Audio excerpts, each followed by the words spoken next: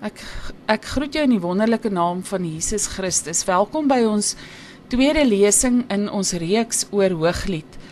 Soos ek reeds verduidelik het in my eerste lesing, is my doel met die reeks nie om vir jou 'n beperkte omskrywing van die boek Hooglied te gee nie. Met ander woorde, nie om te kom en vir jou te sê dit is wat Hooglied beteken nie, maar eerder om vir jou deur erkende Bybelinterpretasie, met ander woorde gevestigde Bybelinterpretasie reëls, toerusting te gee wat jy kan gebruik om dan jou eie interpretasie van Hooglied te vorm. Alhoewel ek jou bloot gaan stel aan verskeie interpretasies van Hooglied. So die idee is dat deur die werking van die Heilige Gees jy self met die boek Hooglied sal interact, as ek die Engelse woord kan gebruik, en toepassing daarvoor in jou spesifieke konteks sal vind van die boek Hooglied.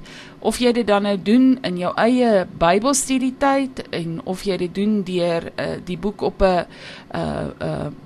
teologiese vlak te ondersoek, of jy dit dalk in bedieningsarea in jou lewe gaan toepas in 'n spesifieke saak, of bloot net in jou eie devotional tyd met die Here, is dan tussen jou en die Here. Maar as ons 'n sterk Bybelse fondasie het waarbinne ons die boek interpreteer, is dit altyd goed om ons dan te help om by die bedoeling van die skrywer uit te kom, en daarmee saam ook natuurlik die rede waarom die Heilige Gees hierdie persoon geïnspireer het om dan hierdie boek te skryf. So in hierdie program gaan dan ons dan nou kyk na ons gaan probeer soek wat is die bedoeling van die skrywer van Hooglied. Met ander woorde, waarom het hy die boek geskryf en wat was sy doel of sy bedoeling met die skryf van die boek? Dit is baie belangrik as ons 'n Bybelboek interpreteer, dat ons dit sal in ag neem. Ons gaan daardie bedoeling van die skrywer aflei deur eerstens die hooftema of die sentrale boodskap van Hooglied te soek. Tweedens gaan ons kyk hoe die gehoor hierdie boodskap sou geïnterpreteer het, of hierdie boek sou geïnterpreteer het. En derdens gaan ons ook kyk na die konteks waarbinne die gehoor en die skrywer van die boek hulle dan bevind het in die geskiedenis toe hierdie boek geskryf is. So ek bid dan in die naam van Jesus, Vader, dat U sal kom deur U Gees en U woord en vir ons hierdie boek sal kom openbaar in Jesus naam. Ek gaan dan net vinnig terugverwys na verlede week of die eerste lesing wat ons dan gedoen het in hierdie reeks. In hierdie eerste lesing het ons gaan kyk na die kerkgeskiedenis, hoe Hooglied geïnterpreteer is, die verskillende interpretasies wat gebruik is, waarvan die analogiese of allegoriese benaderings die heel gewildste is. Dit is waar daar 'n vergelyking getref word tussen die boek Hooglied en dan 'n verbondsverhouding met spesifieke verwysing na of Israel as die vrou en die Here God in die Ou Testament as die man in Hooglied, of dan in die Nuwe Testamentiese konteks Jesus en die kerk as die bruid van Jesus Christus. Die tweede interpretasie waar ons ook vinnig na gekyk het, was bloot 'n fisiese of 'n natuurlike interpretasie. Daarna het ons ook gaan kyk na interpretasies wat dit as 'n drama beskou. Ons sal vandag in meer detail hierna kyk. En dan na die interpretasie waarvan ek baie hou, dat dit gesien word as 'n bundel Hebreëse liefdesgedigte. En tog sal ek deur die hele reeks probeer om elke keer vir julle uit te wys waar die verskillende interpretasies toepassing vind. En weet julle, daar is nog vele meer interpretasies waarna ek nie eers hier gaan verwys nie. Tweedens het ons ook laasweek gaan kyk, aangesien Hooglied een van die moeilikste boeke in die Bybel is om te interpreteer, is dit sinvol om jou dan nou bewus te maak van Bybelinterpretasie toerusting wat gevestigde resultate oplewer. En hier moet ons dan nou gaan kyk na die sentrale boodskap van die Bybel en hoe pas die boek daar binne in. Enige boek in die Bybel binne hierdie boodskap, dit kan nie teenoorgestel daarvan wees nie. Ons moet ook gaan kyk wat was die skrywer se bedoeling met die skryf van die boek. Ons moet gaan kyk na die konteks waarbinne dit geskryf is en dan laastens of dit normatief of spesifiek vir 'n normatiewe of 'n spesifieke geleentheid geskryf is. Vandag gaan ons dan nou kyk spesifiek na die bedoeling van die skrywer en die konteks waarbinne die skrywer en die gehoor hulle bevind het, as ons Bybelinterpretasie reëls toepas. Daarin het ons laasweek ook gekyk, waar pas die boek in die kanon van die Bybel in, met betrekking tot die Ou Testamentiese konteks, spesifiek in die Hebreëse Bybel, hoe pas dit daarin, en dan het ons op daardie vlak ingezoom in die wysheidsgeskrifte waaronder dit dan val, wat vir ons 'n baie goeie aanduiding is van wat die skrywer met die boek wou bereik het. Dan ook ons eerste lesing afgesluit met die betekenis van die naam van die boek. So, indien jy die eerste lesing gemis het, gaan kyk asseblief daarna. Dis 'n reeks in hierdie programme, gaan kyk asseblief daarna, anders gaan dit wat ons dalk verder hier noem, nie vir jou sin maak nie. In hierdie tweede lesing gaan ons dan spesifiek kyk na die bedoeling van die skrywer van die boek. Dit is baie belangrik, soos ek reeds gesê het, dat geen Bybelboek buite die bedoeling van die skrywer gelees kan word, of die konteks van die tyd waarin dit geskryf word nie. So om die skrywer se bedoeling te bepaal, moet ons eerstens gaan seker maak, wie was die skrywer? Baie keer neem ons net aan, dat die naam van die boek sal aandui wie die skrywer was. So ons gaan seker maak, wie was die skrywer van die boek Hooglied? Tweedens gaan ons kyk, wat was die hooftema van die boek, wat gaan aandui wat die bedoeling van die skrywer met die boek was. Daarna gaan ons kyk, wie was die skrywer se gehoor, en dan, wat was die konteks waarbinne hulle, met ander woorde die gehoor en die skrywer hulle self bevind het, wat sou bepaal het, hoe hulle hierdie boek verstaan het, met ander woorde, hoe hulle die bedoeling van die skrywer met die skryf van hierdie boek dan sou verstaan het. Ons gaan dan eerstens ondersoek instel, wie was die skrywer van die boek.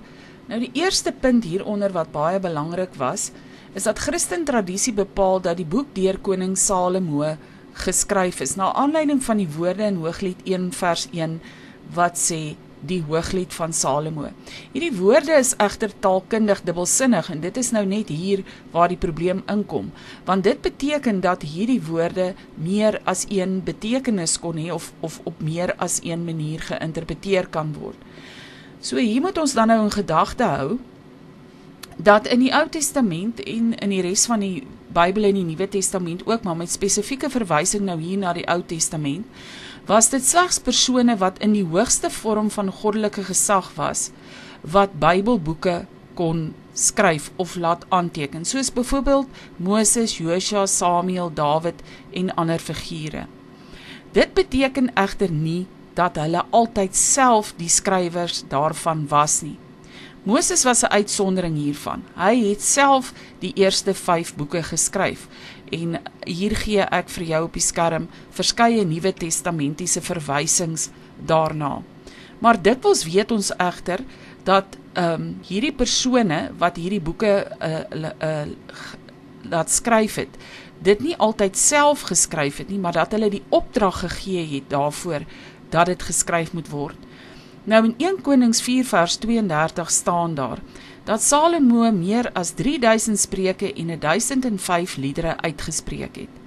So die vraag is nou, het Salomo dit self geskryf, met ander woorde het dit uit sy eie pen uitgekom, of het hy dit laat skryf? Met ander woorde, het hy die opdrag as die koning gegee dat hierdie liedere versamel moes word, of dalk is die liedere aan hom opgedra en het hy dan eienaarskap daarvan ontvang en word dit daarom die spreuke of die liedere van Salomo genoem. En dikwels is hierdie liedere en hierdie spreuke dan ook deur die koning se diensknegte, of wat dan nou kon skryf, wat ook scribes genoem is, aangeteken. Die probleem is, uit Spreuke 25 sien ons, dat koning Hiskia het aan spreuke bygevoeg. Met ander woorde, al word die spreuke van Salomo genoem, was dit nie net Salomo wat al hierdie spreuke saamgestel het nie. Hy het dit laat versamel. Spreuke 30 is ook 'n duidelike voorbeeld hiervan dat 'n man met die naam van Ager het ook hier aan Spreuke bygevoeg, dieselfde situasie in in Spreuke 31, dat die koning van Massa met die naam van Lemuel ook hieraan bygevoeg het. So die vraag is dan, is dit dieselfde situasie hier met Hooglied? Het Salomo Hooglied self geskryf? En ons gaan nou kyk wat is die gevolge dan daarvan as hy dit self geskryf het, of het hy hierdie liedere almal laat saamstel in opdrag van die koning, of dalk is dit aan hom opgedra en was hy daarom beskou as die eienaar van hierdie liedere. Tweedens, onder hierdie punt om te bepaal wie is die skrywer van die boek, gaan ons dan na argumente kyk teen en vir die benadering dat Salomo dit self saamgestel het of dan self geskryf het. Die argument dat hy dit self geskryf het, kom gewoonlik uit hoofstuk 1 en 8 uit, wat dele bevat waar die koning self betrokke is, en wat dan hierdie verhaal vertel dat die koning op hierdie meisie verlief was en dat sy hom dan nie kies nie, maar eerder die herderseun bo hom kies. Dit is egter net in die 1ste en die 8ste hoofstuk wat ons hiervan lees. Die argument wat dit dan ondersteun dat dit 'n bewys is dat Salomo self hierdie boek geskryf het, word dan verder gevind in Prediker, dat Prediker in hierdie selfde skryfstyl geskryf is, waar die koning terugkyk oor sy lewe, hy reflekteer en hy kom dan tot hierdie sekere gevolgtrekkings in Prediker. So dit is basies dan die hoofargumente wat gevoer word om te sê Salomo was self die skrywer van Hooglied. Dit sou beteken, as hierdie argumente waar is, dat dit die dramatiese benadering van interpretasie van Hooglied ondersteun. In die dramatiese benadering word Hooglied dan beskou as 'n storie, daar word dan gesê dit het 'n storielyn, dit is nie 'n groepering van gedigte saam nie, en dit funksioneer amper as 'n toneelstuk, wat dan die storie vertel van hierdie koning, wat deur hierdie meisie verwerp word. Die argumente teen hierdie benadering is egter die volgende, en dit is baie belangrik. Die res van die boek maak nie sin tussen hoofstuk 1 en hoofstuk 8 nie.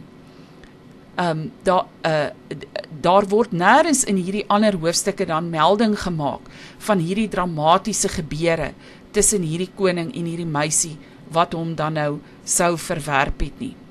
Die tweede argument hierteen is dat daar word nooit na Salomo in die eerste persoon vorm verwys in hierdie drama, sou dit dan 'n drama gewees het nie. Hooglied 1 vers 4 tot 5, Hooglied 3 vers 7 tot 11 en Hooglied 8 vers 11 tot 12 verwys wel na koning Salomo se naam, maar elke keer as aanwysende voornaamwoorde wat verwys na objekte wat aan die koning behoort. So, dit is nie 'n persoonlike eerste persoon vertelvorm wat dit dan hierin gebruik word nie. Die derde punt hieronder, dat dit nie deur Salomo self geskryf is nie, teen hierdie benadering dat dit 'n dramatiese benadering is die manstem in die boek behoort nie aan koning Salomo nie. As julle Hooglied 8 vers 12 gaan kyk, sal julle sien, die hoofmanstem sê aan die einde van die boek, hy gaan belasting betaal aan die koning. En dit maak glad nie sin, dat die koning dan tog kom, en hy sê, hy betaal belasting aan homself nie.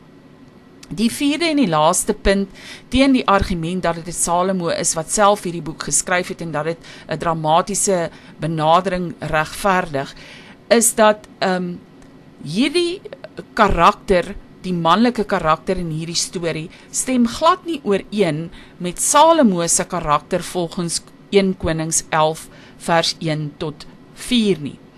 As ons dit gaan lees, dan sal ons sien dat Salomo volgens hierdie skrif in 1 Konings 11 vers 3 meer as 700 vrouens plus byvrouens gehad het, wat sy harem dan op 'n totaal van oor 1000 vrouens gebring het. En hierdie verhaal in Hooglied dan, as jy dit dan as 'n verhaal sou interpreteer, gaan dan oor 2 minnaars wat eksklusief aan mekaar behoort. En hulle soek net na mekaar. En dit word glad nie geassosieer op 'n logiese vlak met die lewenswyse wat Salomo gehandhaaf het nie. Inteendeel, 1 Konings 11 vers 1 sê, hy het al hierdie vrouens in sy harem, met ander woorde, al 1000 van hulle, het hy lief gehad. So daar was geen sprake van 'n eksklusiewe liefdesverhaal tussen hom en net een van hierdie vrouens wat dan die liefde van sy lewe was nie. En hierdie gebeure in Hooglied het 'n tema van 'n verhouding wat 'n mooi en 'n onbesoedelde liefde tussen hierdie persone voorstel. En ons sien in 1 Konings 11 vers 4 dat dit glad nie die geval was van Salomo se liefde tussen hom en hierdie vrouens wat hy in sy harem gehad het nie, want hulle het hom verlei tot afgoderry. So dit maak dan glad nie sin as ons Salomo se lewenswyse en sy karakter in ag neem om dan te redeneer. Hierdie was 'n tipe van 'n drama of 'n toneelstuk wat geskryf is om te vertel van die koning se intense liefdesteleurstelling nie. Wanneer ons dan by die benadering kom dat ons dit sien as 'n versameling liefdesgedigte, sou dit meer sin maak om te sê dat hoofstuk 1 en hoofstuk 8 was eerder deel van 2 verskillende liefdesgedigte en maak dit bietjie meer sin om dit eerder dan daarbinne te interpreteer. So onder beide punt 1 en punt 2 sien ons dan, daar's 'n sterk aanduiding dat dit nie noodwendig Salomo self was wat hierdie boek geskryf het nie, maar eerder dat hy opdrag gegee het en of dat hy betrokke was in van hierdie liedere of liefdesgedigte wat dan geskryf. Onder die 3de punt gaan ons dan nou na bewyse soek in die boek, dat die boek nie Salomo se eie belewenis was nie, maar eerder saamgestel was rondom 'n tema met 'n sentrale boodskap.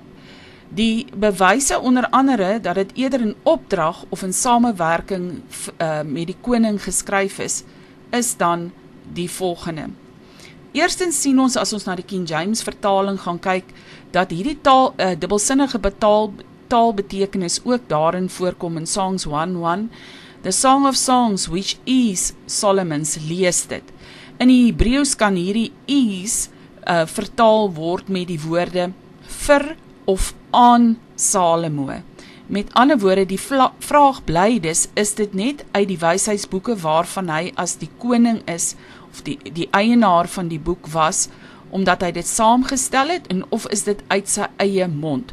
Al wat ons egter uiteindelik met sekerheid kan sê, en die gevolgtrekking waarby ons kom as ons na dit alles kyk, is al wat duidelik is die Hebreëse voorsetsels in hierdie geval dui daarop, dat ons 'n duidelike koneksie sien tussen Salomo en die boek. Met ander woorde, Salomo was intens persoonlik betrokke met die samestelling van die boek, maar nie noodwendig die karakter of die persoon rondom wie die gebeure in Hooglied afspeel nie.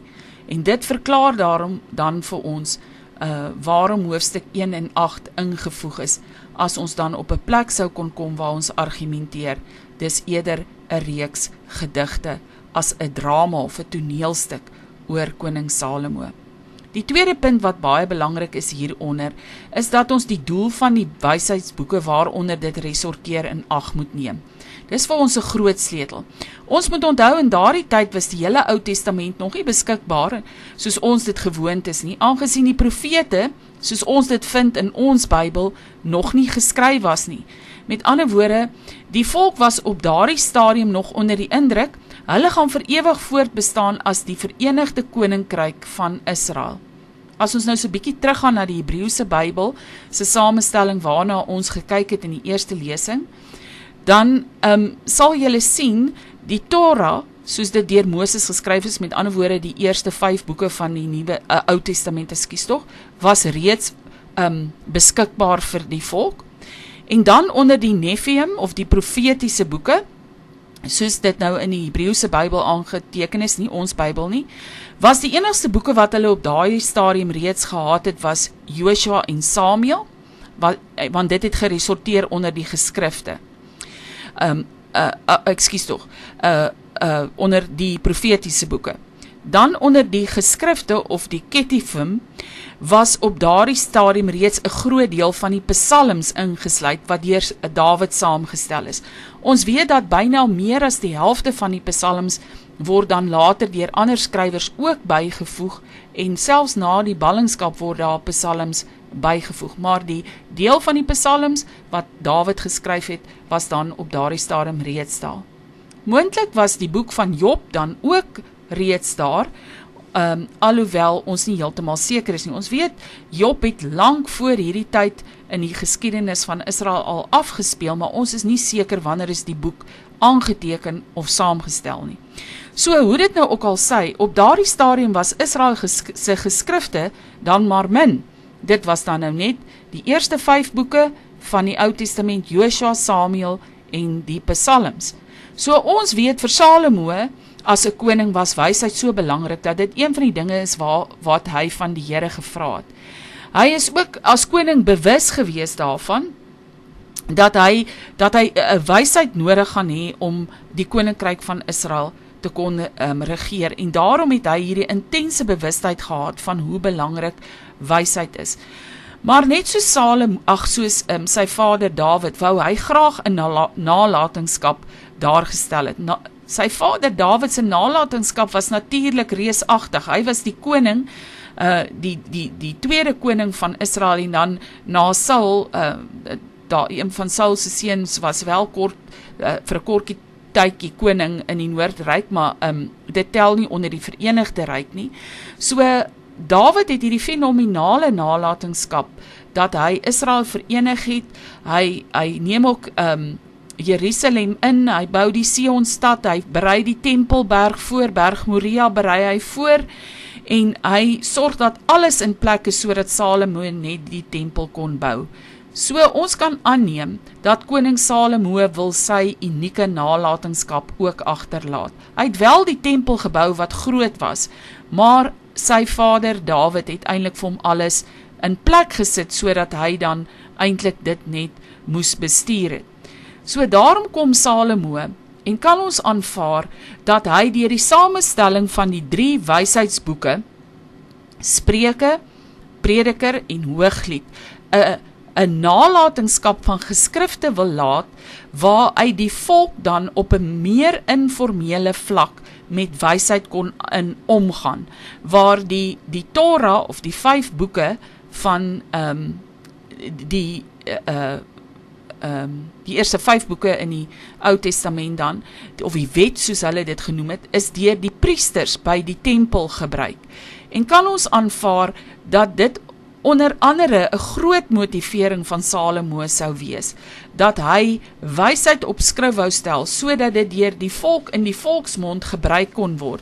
En elke keer, soos wat ek reeds vir julle laasweek verduidelik het die oudstes van die stad by die stadspoorte gesit, en sou hulle dan vir die volk wat hulle kom besoek het, raad gegee het. Die volk het nie noodwendig altyd na die priesters toegegaan nie, net vir geestelike sake, en dan sou die volk, die oudstes van die volk, die wysheidsboeke in hulle monde gehad het, hulle sou dit maklik kon opsê, en hulle sou dit dan gebruik het om lewenswysheid toe te pas vir die mense wat dan na hulle toe gekom het.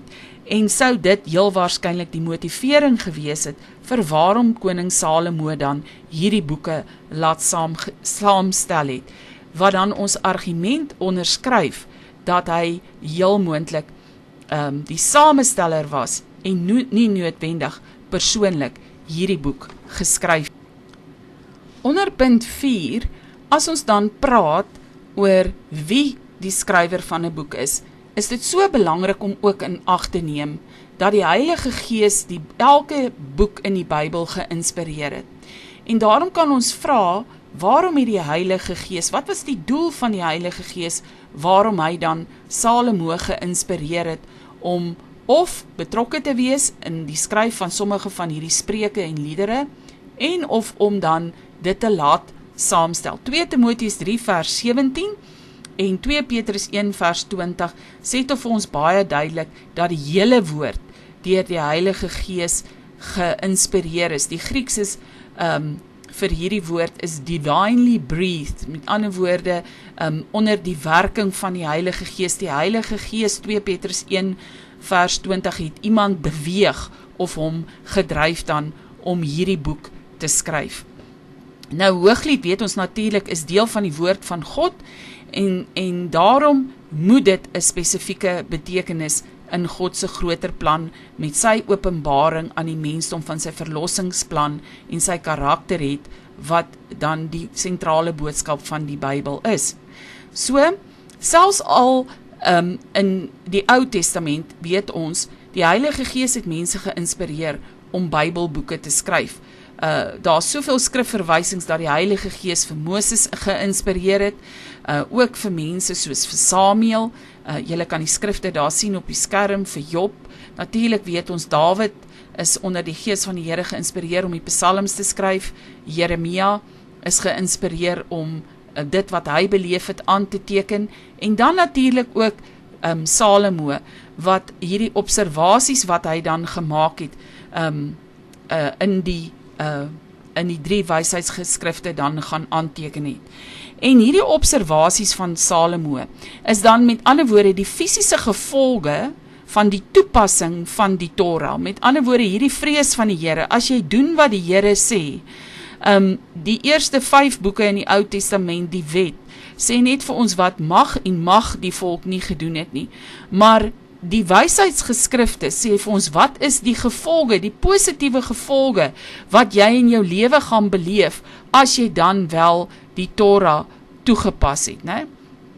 En as ons dan nou gaan kyk na hierdie 3 wysheidsgeskrifte van Salomo, dan sal ons sien, dat Hooglied die hoogtepunt van hierdie observasies of wyshede was wat hy gemaak het. Spreuke het ons gesien is in die algemeen, Prediker bietjie meer spesifiek, en Hooglied dan op 'n diep persoonlike vlak. En dit was die inspirasie van die Heilige Gees. Net soos die Torah 'n handleiding vir die lewe was, sou hierdie skrywer dan ook 'n handleiding van die lewe vir ons kom saamstel in ooreenstemming met die wysheidsgeskrifte in die tradisies van die tyd. Met ander woorde, in hierdie wysheidsgeskrifte wat in die tradisies van die tyd beleef was, waarin hulle die observasies gemaak is, was die fokus. Hoe lewe jy die lewe voluit? En moet ons daarom as ons na die skrywer gaan kyk, vir onsself die vraag vra, waarom beskou hy hierdie boek dan van al hierdie observasies as die hoogtepunt, die mees intenste observasie wat hy dan in die lewe kon gemaak het, as hy die Torah dan geondersoek het, of die gevolge van die onderhouding van die Torah dan ondersoek het. Die laaste punt waarna ek dan gaan kyk om my argument te ondersteun, dat Hooglied eerder saamgestel is deur Salomo, met ander woorde, hy het geskrifte wat hy bymekaar gemaak het, of liedere wat hy bymekaar gemaak het, eerder as dat hy dit as 'n persoonlike getuienis gaan skryf het, was om te gaan kyk wat is die tydvak waarin dit geskryf is. Want indien dit na Salomo se dood geskryf is dit moontlik dat iemand hierdie drama oor die koning se lewe kon geskryf het. Maar indien dit geskryf was terwyl Salomo nog gelewe het, dan sou dit beteken het dat die koning heel waarskynlik verleë sou gewees het om 'n storie daar te vertel, 'n drama wat deur almal by die stadspoorte oor en oor vertel word, van hoe die koning wat 1000 vrouens gehad het, verwerp is deur hierdie een meisie en hoe sy 'n skaapherderseun bokant hom gekies het. So ons sien dan in die algemeen word aanvaar dat Spreuke, Hooglied geskryf is tussen 970 en 930 jaar voor Christus. Dit is heel waarskynlik in Salomo se leeftyd geskryf, want daar's vir ons 'n belangrike sleutel in Hooglied 6 vers 10, waar Jerusalem se skoonheid en die dorpie Tirsa in die noorde met mekaar vergelyk word, wat daarop dui dat Israel op daardie stadium nog nie geskeer het nie. Want na die skering sou geen koning van Juda Jerusalem met die dorp in die Noordryk op enige positiewe manier verbind het nie. Dit was vir hulle daarna, wou hulle glad nie, na die skering van die ryk wat gebeur in die tyd nadat Salomo oorlede is en sy seun Rehoboam hom opvolg, was dit vir die Jode van die Suidryk 'n absolute belediging om met die Noordryk vergelyk te word, veral omdat Jerusalem gesien was as die geestelike hoofstad. En daarom sien ons dan uit Hooglied 6 vers 4, dat Jerusalem en die dorpie Tirsa word op hierdie stadium met mekaar vergelyk, sonder dat enige iemand beswaar daarteen aanteken. En dit dui daarop dat dit in die leeftyd van Salomo gedoen is, want in Salomo se leeftyd het hy al die dorpe in Israel probeer ophef en mooi maak. Hy het baie geld en moeite spandeer om Israel op te hef, en was dit heel moontlik dat hierdie twee dorpe dan ewe goed gelyk het, en dat hy, alhoewel die tempel in Jerusalem was, die ander dorpe op dieselfde vlak van skoonheid, met ander woorde hoe mooi dit gelyk het, probeer plaas het as Jerusalem, sodat al die dorpe in Israel op dieselfde vlak was. So in kort om dit dan op te som, kan ons sê, ons is redelik seker dat daar 'n baie groot moontlikheid is dat Salomo eerder die samesteller van die boek Hooglied was, met ander woorde dis in opdrag van hom as die koning saamgestel, en dat hy hierdie liedere sou goedgekeur het om dit op te neem in hierdie bundel, in plaas daarvan dat dit geskryf is as 'n persoonlike getuienis, om uitgebeeld te word as 'n drama van sy eie persoonlike belewenis van sy verwerping van hierdie meisie wat sy groot liefde was. Dis glad nie dieselfde situasie as hoe hy dan Prediker geskryf het nie. Die tweede baie belangrike interpretasiereël wat ons dan nou gaan toepas, as ons dan nou redelike sekerheid het wie die skrywer van die boek was, is dan om te gaan bepaal wat die bedoeling of die intensie van die skrywer van die boek was, of dan nou soos ons gevolgtrekking was, wat die samesteller van die boek se intensie was. Nou hier is dit belangrik dat ons dan om dit te bepaal, 'n hoofthema of 'n teologiese boodskap in hierdie Bybelboek gaan soek. Die hoofthema of die groot geestelike waarheid in Hooglied gaan vir ons 'n aanduiding wees van wat die bedoeling van die skrywer was. Tweedens moet ons onsself ook vra, hoe pas hierdie boek in God se verlossingsplan met die mensdom in, en wat openbaar dit van die karakter van God, want dit is hoekom die Heilige Gees die skryf van hierdie boek gaan inspireer het. So in kort kan ons, as ons die boek in geheel na kyk, kan ons sê, die hoofgebeure in hierdie boek is 'n passievolle liefdesverhouding tussen twee karakters en hulle uitdagings om by mekaar uit te kom. Dis min of meer 'n opsomming van die hoofgebeure in hierdie boek.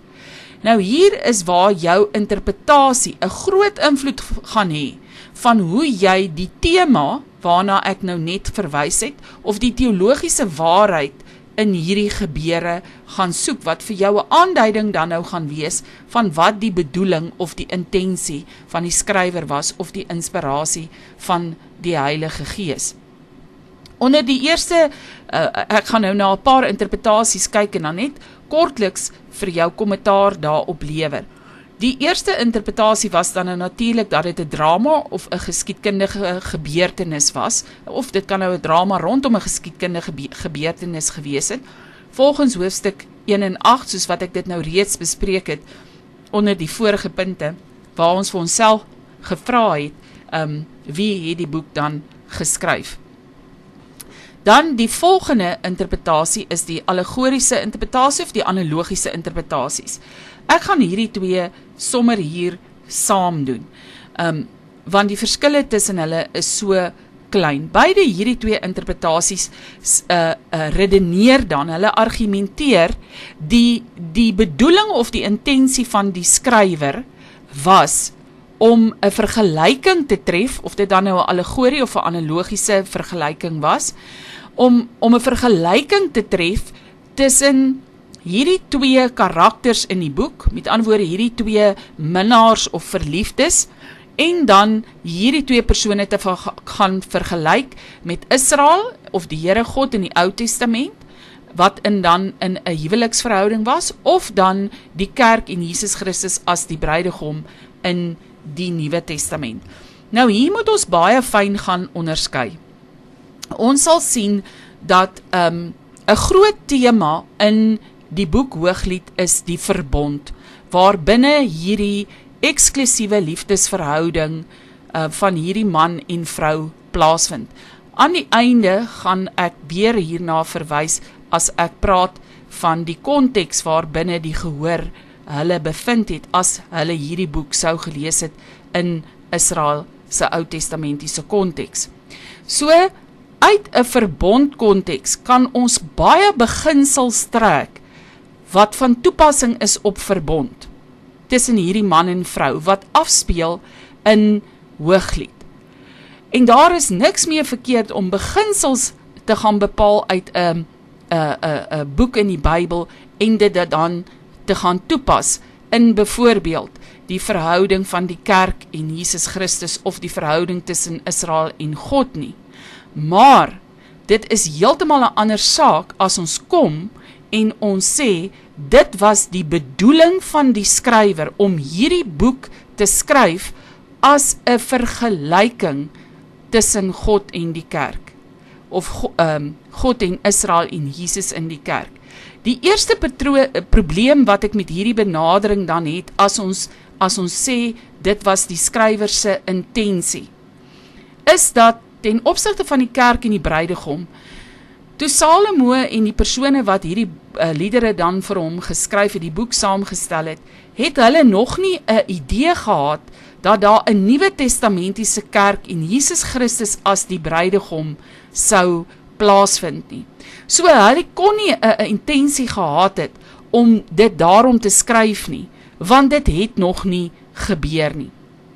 Op dieselfde vlak is die verhouding tussen Israel en Here God as 'n huweliksverhouding ook nog nie plaasgevind in die Ou Testament nie, omdat ons sien, daai verhoudingsvlak word eers aan die Ou Testamentiese profete geopenbaar, toe die volk begin om afvallig te raak van die Here en afgoderry aan te hang, soos wat hulle dan begin profeteer, die Ou Testamentiese profete. En met ander woorde, ons kan vir onsself gaan vra, was dit Salomo en sy skrywer se bedoeling dan om met hierdie boek 'n vergelyking daar te stel tussen die kerk en die Here Jesus en die Here God en Israel? En as ons so redeneer, dan wil ek tog hê, jy moet die hele boek gaan lees en vir jouself dan vra, wanneer dit by hierdie intense, vurige liefdesverhouding tonele kom in die boek, veral in Hooglied 7, kan jy gaan en in daardie prentjie wat daar afspeel, kan jy die beeld van Israel en God of die beeld van Jesus en die kerk binne in dit gaan insit. Sou jy kon redeneer, met ander woorde, dat 'n Israeliet wat Salomo was, wat onder die wette van die Torah was, wat Jahwe God as heilig beskou het, op die vlak sou afgaan of neerdal, waar hulle fisiese seksuele verhouding tussen 'n man en 'n vrou vergelyk met die volkse verhouding met 'n heilige Jahwe God. Dan weet ek nie of ons op hierdie vraag ja kan antwoord nie. Ek dink dit gaan baie moeilik wees om te sê dat 'n Israeliet sou dit gewaag het om hierin in te gaan. So daarom is dit vir my moeilik om te sê dat die bedoeling of die intensie van die skrywer was om 'n allegorie of 'n analogiese vergelyking daar te stel toe hy hierdie boek saamgestel het. Eerder kan ons dit gaan gebruik in ons konteks van vandag om die beginsels van verbondsverhouding daar uit te haal en dit dan op 'n allegoriese of 'n analogiese vlak toe te gaan pas. Dit maak vir my meer sin. Dan die tweede laaste interpretasie wat ook baie gewild is die natuurlike interpretasie. En die natuurlike interpretasie sê, dit wat ons in hierdie boek lees, dit is wat dit is. Met ander woorde, dis 'n sekshandboek of 'n huwelikshandboek wat geskryf is vir die volk. Hierdie interpretasie maak ook nie vir my sin, dat dit die bedoeling van die skrywer sou gewees het, om 'n sekshandboek of 'n huwelikshandboek vir die volk daar te stel nie, né? Want om hiervoor te kwalifiseer sou dit beteken dat die volk het wysheid kort gekom oor hierdie onderwerpe, né? En nou moet ons onsself gaan vra, sou die volk in hierdie onderwerpe van die seksuele verhoudinge of 'n huwelik wat volgens die Torah dan eksklusief moes gewees het, sou hulle dan raad gevat het van 'n koning wat meer as 1000 vroue gehad het. Dit is tog mos nie logies nie. Die tweede argument teen hierdie benadering is, dit sou beteken het, die volk was onseker of hulle in 'n liefdesverhouding 'n seksuele verhouding mag gehad het, en hulle het raad hiermee nodig gehad. Nou, dit maak ook nie sin nie, want volgens hulle Torah, wat hulle handleiding was, hulle wette was, Genesis 1 vers 28, gee die Here vir Adam en Eva opdrag, wees vrugbaar en vermeerder die aarde. So, hulle Torah gee vir hulle dan 'n opdrag om in 'n huweliksverhouding dan by mekaar te kom en vrugbaar te wees en kinders voort te bring. So hulle het nie 'n wysheidsboek nodig om vir hulle hierdie toestemming te gee nie. Baie redeneer, die volk in die ou Israel was skaam gewees om seksuele verhoudings te hê, en dis hoekom die koning Hooglied geskryf het om hulle aan te spoor om mekaar onvoorwaardelik lief te hê. Maar dit maak regtig nie sin as 'n mens dan in ag neem. Genesis 1 vers 28 het dan reeds vir hulle hierdie opdrag of hierdie toestemming gegee nie. Dan die derde argument hierteen is dan nou natuurlik dat ons dood eenvoudig die boek moet gaan lees, en as ons die hele boek van Hooglied lees, is ons nie heeltemal seker, het hierdie twee karakters dan eventueel werklik intimiteit met mekaar of nie? Is hierdie dan net hierdie boek oor hulle begeerte en hoe hulle mekaar bewonder, en of het hulle dan werklik intimiteit? En as jy in sekere tonele dit dan kan gaan inlees, dat hierdie twee karakters dan wel intimiteit met mekaar gehad het, né? Gaan dit in so 'n klein mate van hierdie boek dan gebeur, dat dit nie kan gesien word as die oorkoepelende boodskap met die hele boek nie. So daarom maak hierdie interpretasie dan ook nie sin om te kom redeneer dat dit die bedoeling of die intensie van die skrywer was om so 'n tipe huwelikshandboek daar te stel vir die volk van die Here nie.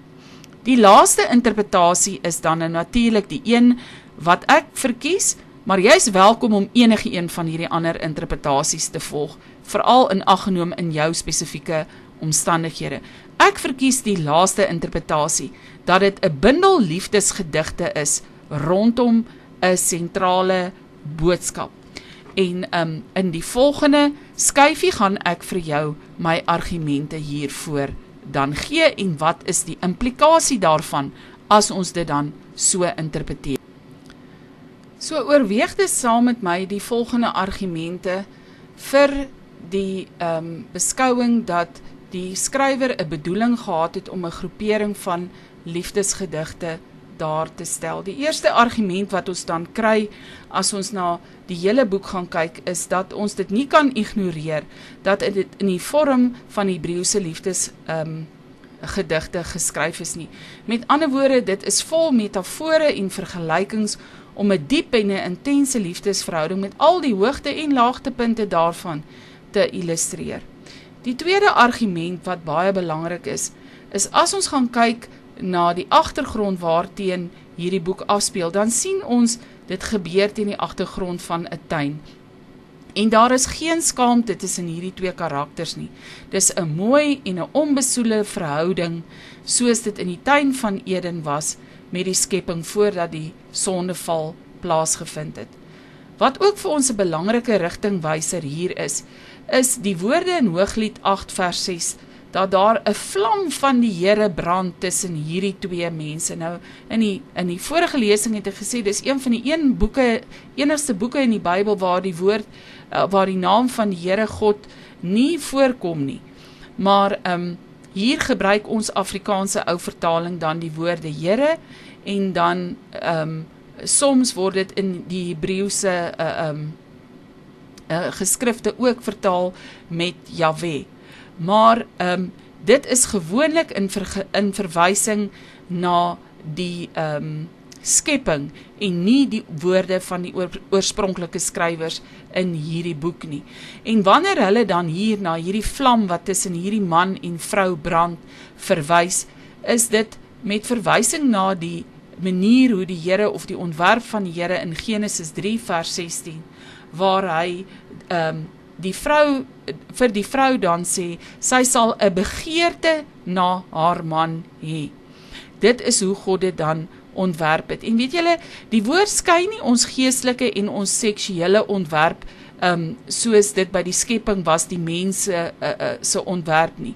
Inteendeel, dit vier die mens se seksualiteit as deel van die opdrag van die tuin van Eden binne 'n eksklusiewe verbondsverhouding gebaseer op liefde tussen hierdie twee persone, tussen Adam en Eva.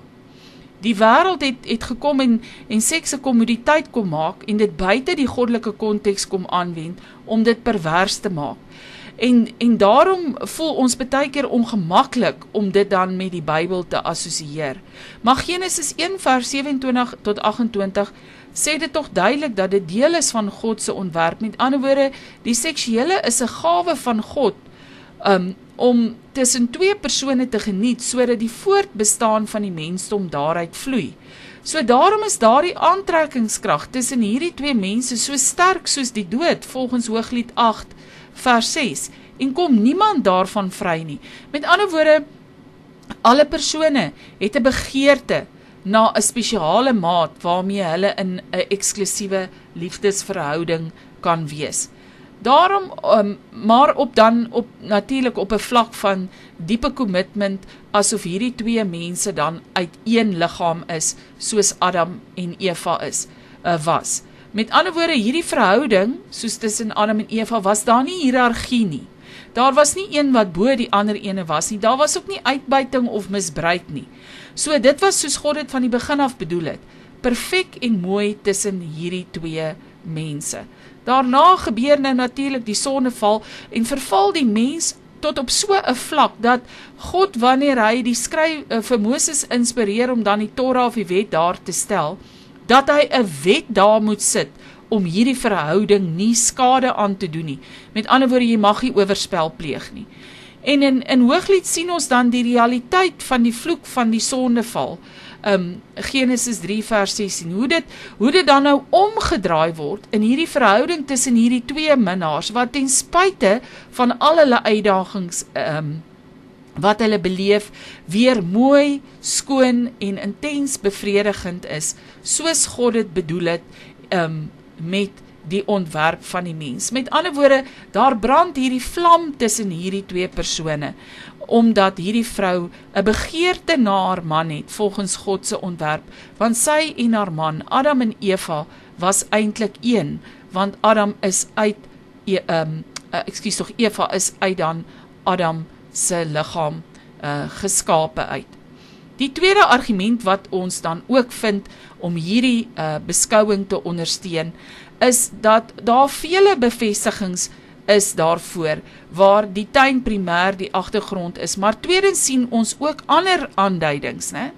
En een van die heel belangrikste dat hierdie boek geskryf is met terugverwysing na die Torah en Genesis en die perfekte verhouding wat daar in die tuin van Eden was, uit Hooglied 4 vers 9 en Hooglied 5 vers 1 en ook Hooglied 5 vers 2, waar ons hierdie vreemde verwysings kry na die manspersoon wat dan na hierdie vrou verwys as sy sustersbruid, of sy vriendin of sy suster.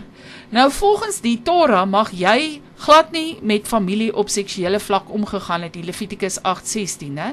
En daarom voel dit vir ons vreemd, dat Hooglied dan nou na hierdie bruid van hom verwys, ook as 'n suster. En dit is vir ons 'n skerp aanduiding, dat dit terugverwys na die perfekte posisie in die tuin van Eden, want Adam en Eva se kinders, en ek het nou nie in hierdie reeks genoeg tyd om te verduidelik hoekom ons daarby uit nie, of vir jou die Bybelse grondslag daarvoor te gee nie, het broers en susters dan met mekaar getrou. Dis waar Adam en Eva se seun se vrouens vandaan gekom het, en is dit die rede hoekom hy dan hier praat van sy sustersbruid. Bevestiging hiervan, as dit dalk vir jou vreemd klink, en soos ek sê, ons gaan later in meer detail daar verwys in 'n volgende reeks by die woordskool, sodat ons vir jou die tydlyne kan verduidelik waar binne hierdie goed plaasgevind het, is byvoorbeeld dat ons dit gekry het, dat byvoorbeeld in die tyd van Abraham nog, trou hy en sy seuns met verlangse familielede, en is Sarah hier dan familie van Abraham. So hierdie beginsel geld dan daar ook. Die derde argument wat ons vind, wat uit die boek uit, wat het ondersteun dat hierdie boek 'n groepering van liefdesgedigte is om hierdie boek te verstaan, moet ons gaan kyk na menslike liefde, eerstens, en tweedens, na goddelike liefde. Met ander woorde, baie keer as ons die allegoriese of die analogiese benadering volg, dan wil ons argumenteer, ons kyk eers na goddelike liefde. Maar ons kan dit nie ontken dat hierdie boek geskryf is met die fokus eerste op menslike liefde nie. So dis is die boodskap, die hoop dat in menslike liefde wat ons beleef, ons steeds ietsie beleef van die volmaakte van die tuin van Eden, wat steeds bestaan ten spyte van die sondeval. En ons sien dat selfs die rykste en die grootste, slimste koning van die tyd, kon dit nie uitgekanselleer het nie. So, as ons hierdie benadering volg, dan sien ons, dit sluit aan by al Salomo se temas in Spreuke, rondom die gevolge van 'n buiteegtelike verhouding, waar hierdie beginsels nie gevolg is van 'n eksklusiewe verhouding nie. En daarom kom Salomo in Spreuke 5 en 6 en Prediker 7 vers 26, en as hy die verhouding met die ontuchtige vrou beskryf, dan kom hy tot die gevolgtrekking, dit het die dood tot gevolg, waar 'n verhouding tussen eksklusief 'n man en 'n vrou, soos wat Hooglied uitbeeld, het die volgende generasie tot gevolg. Met ander woorde, die volgende generasie kinders van die Here. En daarom kom Prediker 9 vers 9 en sê Salomo as die prediker skrywer dan, hy kom tot hierdie gevolgtrekking, geniet die lewe met die vrou wat jy lief het. Met ander woorde, hierdie vrou van jou jeug, soos wat hierdie twee mekaar se een groot liefde was in Hooglied. Al hierdie argumente onderskryf dan hierdie benadering, dat dit 'n groepering van liefdesgedigte was, wat geskryf is rondom die tema, dat die liefde tussen 'n man en 'n vrou vir ons terugvat na die plek van die tuin van Eden, waar daar ietsie was wat goed en mooi en perfek was, dat daar steeds van die tuin van Eden ietsie bestaan in hierdie intieme verhouding tussen twee mense, wat 'n intense begeerte het na mekaar, soos wat God dit ontwerp het. As ons Hooglied gaan lees vanuit hierdie beskouing, en in ander woorde, as ons gaan argumenteer, dit was die bedoeling van die skrywer, toe hy hierdie boek geskryf het, dan maak dit vir ons die meeste sin, as ons hierdie hele boek dan sou gelees het. Die derde en laaste punt waarna ons dan gaan kyk, as ons na die bedoeling van die skrywer soek met hierdie boek, is om te gaan kyk, wat was die konteks waarbinne die boek geskryf was, en hoe sou die gehoor die boek verstaan het? Met ander woorde, die konteks van die tyd wat hulle in beleef het. En hier sien ons nou natuurlik, die gehoor was die volk van Israel voor die skering van die ryk. Met ander woorde, hulle was nog die Verenigde Koninkryk van Israel. So op daardie stadium het hulle 'n kultuur gehad, dat hulle geskrifte, waaronder die Torah, wat dan nou die wette was, hulle gelei en gerig het. Nou, soos in die vorige lesings verduidelik het, sou die priesters dan by die tempel vir hulle gesê het wat mag en mag hulle dan nou nie doen, volgens die wet of die Torah nie, maar die oudste sou op 'n meer informele manier by die stadspoorte gesit het, en hierdie wysheidsgeskrifte gevat het dan, waaronder de andere Spreuke, Prediker en 'n Hooglied, en hulle sou dit dan toegepas het as lewenswysheid, om die volk te lei en te rig, in die fynere detail van hoe moet hulle lewe dan leef. So vir die volk sou dit dan baie belangrik gewees het, om dan eerstens te bepaal van wie af hierdie boek kom. En nie net was Salomo hulle koning nie, maar hy was vir hulle ook een van die mees wysste manne van die tyd. 1 Konings 4 vers 29 tot 34 verduidelik dit vir ons so mooi duidelik. Met ander woorde, hulle sou geweet het, hier is 'n bo-natuurlike element in hierdie boek van goddelike wysheid wat Salomo gekry het van die Here af, alhoewel hy net soos sy pa koning Dawid in sy persoonlike hoedanigheid gestruikel en geval het in hierdie afgoderry wat hy dan ingegaan het. So hulle sou dit dan gehanteer het, asof dit die hoogste lied was, die bonatuurlike geïnspireerde beste van die wysheidsboeke van die koning.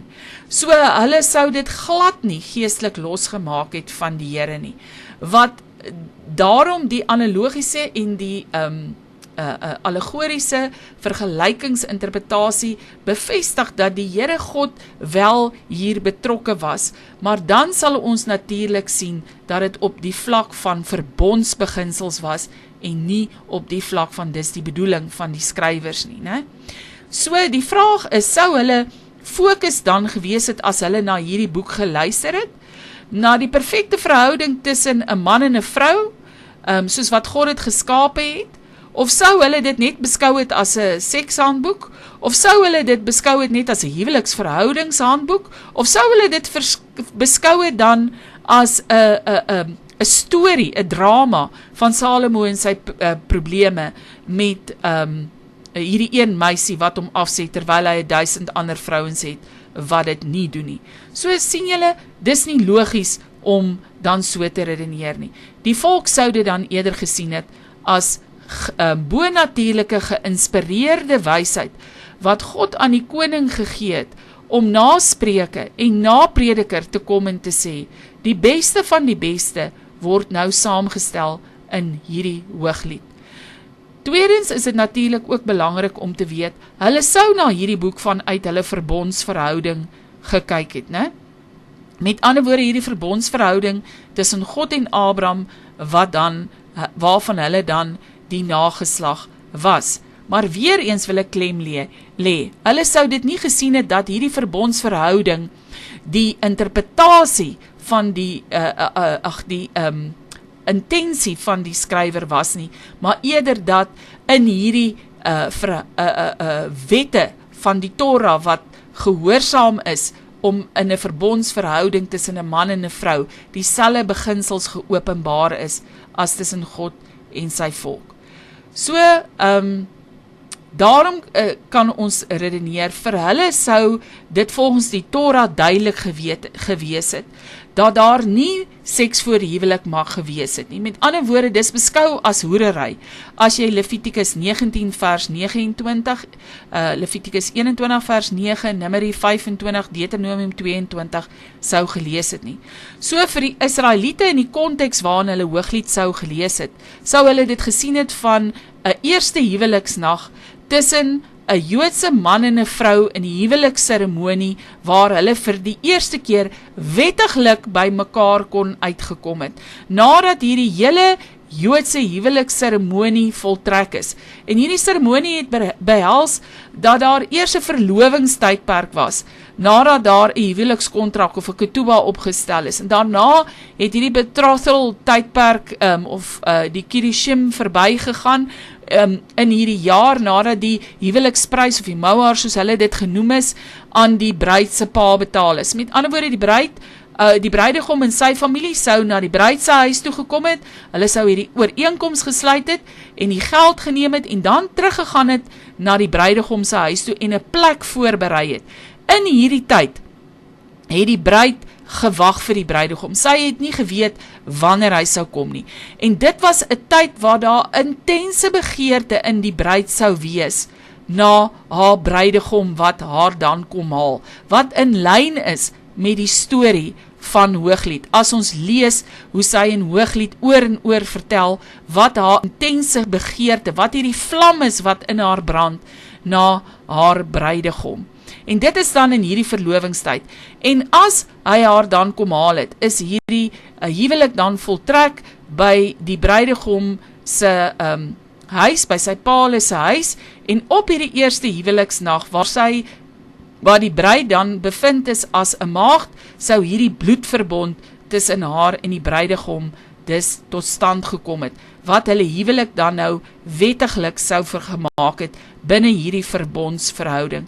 Maar vir dit alles was hierdie voorbereidings, hierdie tydperk van afwagting. En daarom is hierdie oomblik wat hulle dan uiteindelik wettiglik by mekaar uitkom, 'n oomblik waar hulle soos in die tuin van Eden sonder enige skaamte hulle daar eenheid in hulle tussen die twee liggame kan plaasvind en hulle mekaar en hulle liefde vir mekaar vier sonder dat daar enige skuldige gevoelens tussen hulle twee dan is.